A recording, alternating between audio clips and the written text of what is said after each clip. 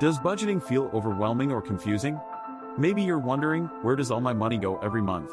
Don't worry, you're not alone. In today's video, we're breaking down one of the simplest and most effective budgeting methods, the 50/30/20 rule. This budgeting strategy is perfect for beginners and helps you gain control over your finances without feeling restricted. By the end of this video, you'll know exactly how to apply this rule to your own life and start building a budget that works for you. Let's get started. The 50/30/20 rule is a simple and flexible way to manage your money. It divides your monthly income into three categories: 50% for needs, 30% for wants, and 20% for savings or paying off debt. This rule works because it's straightforward and easy to remember.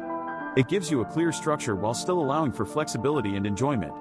It's especially helpful if you're just starting out with budgeting or if you're looking for an easy way to manage your money without overcomplicating things. Step 1 is figuring out your total monthly income. This is your take-home pay, the amount you actually receive after taxes, insurance, and other deductions. If you're self-employed or have multiple income streams, make sure to add everything together.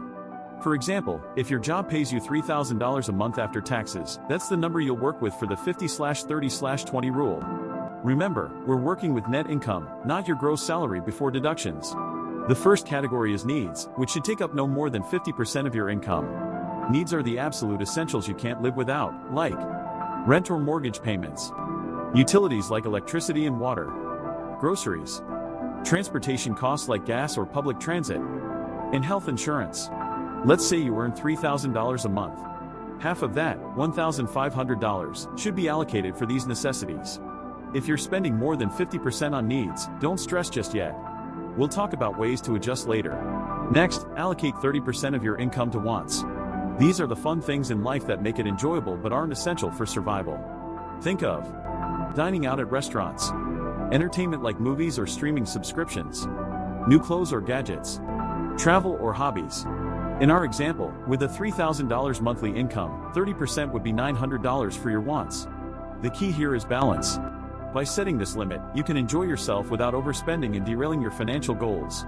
Pro tip: if you're saving for a big expense, like a vacation, consider prioritizing it in your wants category.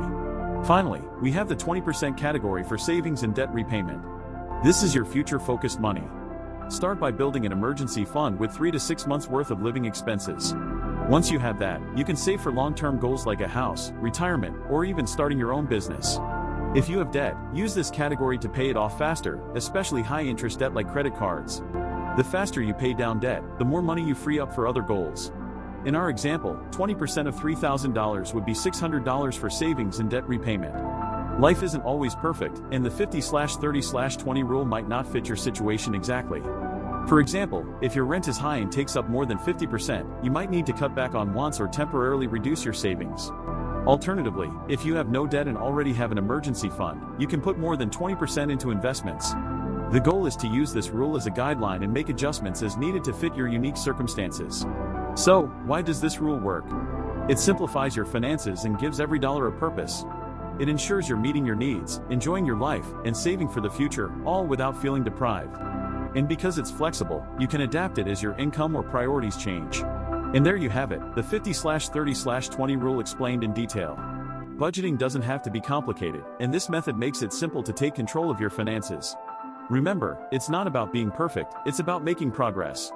If you found this video helpful, please give it a thumbs up, leave a comment, and subscribe for more tips on managing your money and building a brighter financial future. Thanks for watching, and I'll see you in the next video.